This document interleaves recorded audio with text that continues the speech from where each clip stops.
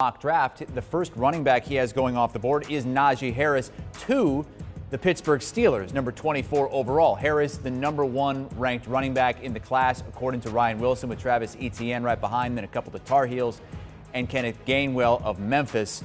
So, guys, let's get right to Najee Harris.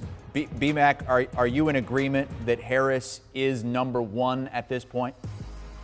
Yeah, right now, before we see any of these guys run their 40, go through individual drills, yes, he would be the number 1 guy based on how well he played this past season. He was a difference maker week in and week out. He provided the quality production in running the football, and then he also added something to his repertoire in catching the football out of the backfield. Week in and week out, his number consistently showed in the stat sheet, it showed in the highlights, and because of that, I think he is the number 1 rated running back on this upcoming draft. And I also love Travis Etienne, so I don't have an issue with Ryan Wilson's top 5 running backs. A guy that I'm really excited to see perform at the next level is Kenneth Gainwell.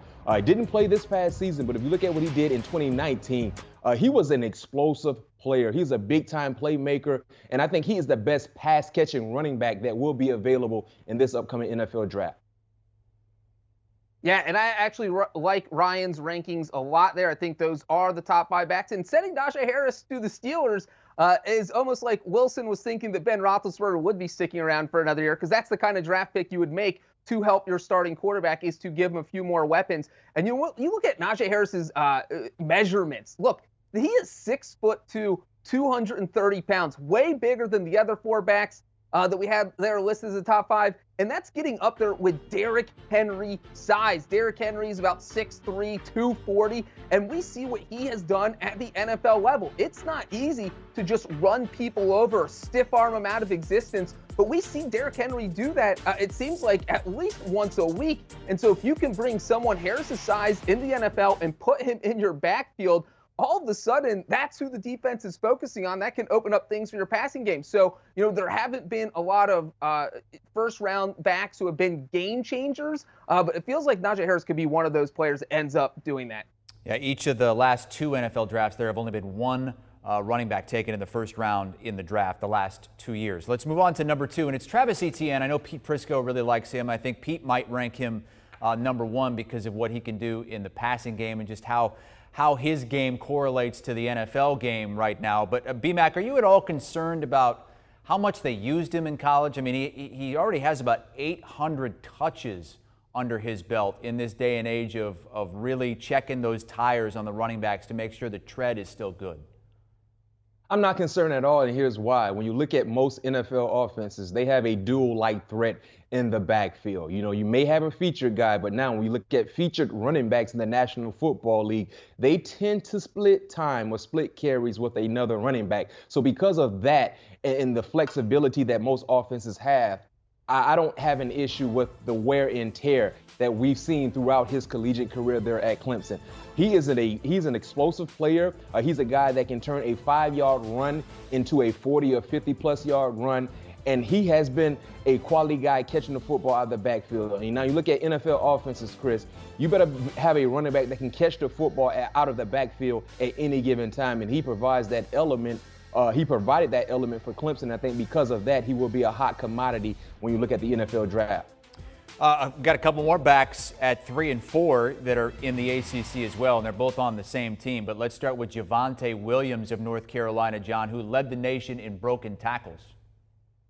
Yeah, this is exactly what you want to see if you're an NFL team looking at running backs, thinking of who you're going to take. We've talked about Najee Harris and Travis Etienne, but you want someone who can break tackles, because those are the guys that can make a difference. A guy who we've seen do that at the NFL level, Marshawn Lynch. Look what he did in Seattle.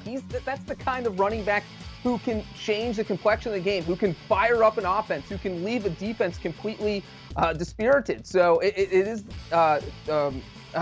Javonte is absolutely a running back who has what it takes to be successful at the next level. You could see him being good in an offense like Buffalo's or like Arizona's, where he's got a mobile quarterback around him, and all of a sudden, defense isn't going to be focusing on him. But when you have a Josh Allen or Kyler Murray, all of a sudden, Javonte Williams is putting up big numbers. So I think he can absolutely be successful in the NFL. And John, what about his backfield mate, Michael Carter?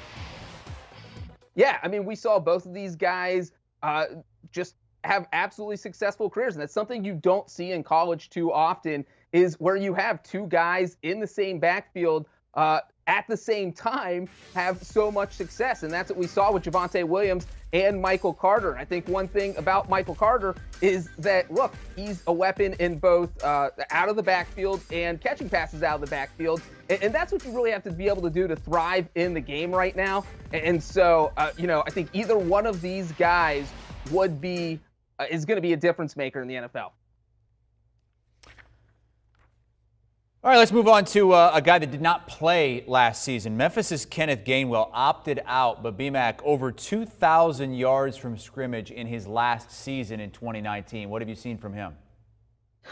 He's a playmaker. Every time he touches the football, if you go back and watch the 2019 season for Memphis, he was doing something big for their offense. And I said this early in the show, I think he is the best pass-catching running back that will be available in this upcoming draft. I think he had around 50 or 51 receptions from the backfield. You don't usually see that from a running back in college football. But when he catches the football out of the backfield, he can take it yard. He's a guy that can be a difficult matchup for linebackers, and not to mention safeties as well. He's not that big of a player, but he plays bigger than his measurables, around 5'11", 190. But he's a physical runner, and he loves to run downhill, and he can make you miss in space. I don't know exactly what he is projected to run the 40 in, but I can tell you this much. If he runs anything in the sub 4.4s, he will skyrocket up draft charts based on his hot tape in 2019 and based on what they believe he can do at the next level, especially when it comes to catching the football.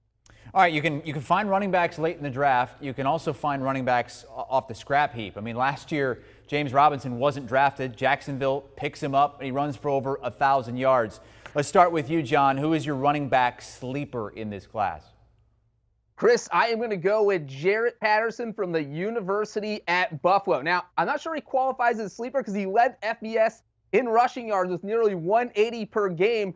But his size, he's only 5'9", he's under 200 pounds. That's the kind of guy that an NFL team might not want to take a risk on in the first few rounds. So that's why he could that's why he could fall in the draft. That's why he could be a sleeper. If you watch this guy play this season, he's an absolute speedster. And I mean, his 8 rushing touchdowns in one game against Kent State earlier this year. He was small, but he's like a cannonball. He's been an unstoppable force. And I think if you are NFL scout, if you're watching him play, it was against MAC competition. So maybe you're a little bit worried about what he can do against NFL-sized linebackers. But I think this is a guy you absolutely take a flyer on because you want to know what he can do after the 2020 season he put together. My sleeper is a guy who terrorized the SEC in 2019 in Kylan Hill, running back from Mississippi State. He played a few ball games this season. He opted out. But if you go back and look at what he did in 2019, he was probably the most productive running back with the ball in his hand in the entire conference. And that says a lot when you look at the running backs that were there in 2019. Clyde Edwards-Helaire, Najee Harris, DeAndre Swift. He was probably the most productive running back rushing the football. And that says a lot about his skill set, his talent. 5'10", around 214, but he runs bigger than that. He's a physical runner. He loves to deliver the blow. And the thing that I like about Hill, he's always falling forward. Didn't play a lot this season, but one thing he was able to display in the ball games that he did participate in before opting out was catching the football. He caught a lot of passes in Mike Leach air raid offense, and I think that really helped and enhances his draft stock, being able to be a do-it-all type of running back. Like I said, he has hot tape. Go back and look at what he did in 2019. He terrorized the SEC, and I think he could be a big-time sleeper at the running back position. Do you want a sports network that delivers everything that matters about the game? The highlights, the picks, the instant analysis, no yelling, no fake debates, no politics. Hit the subscribe button and never miss a moment.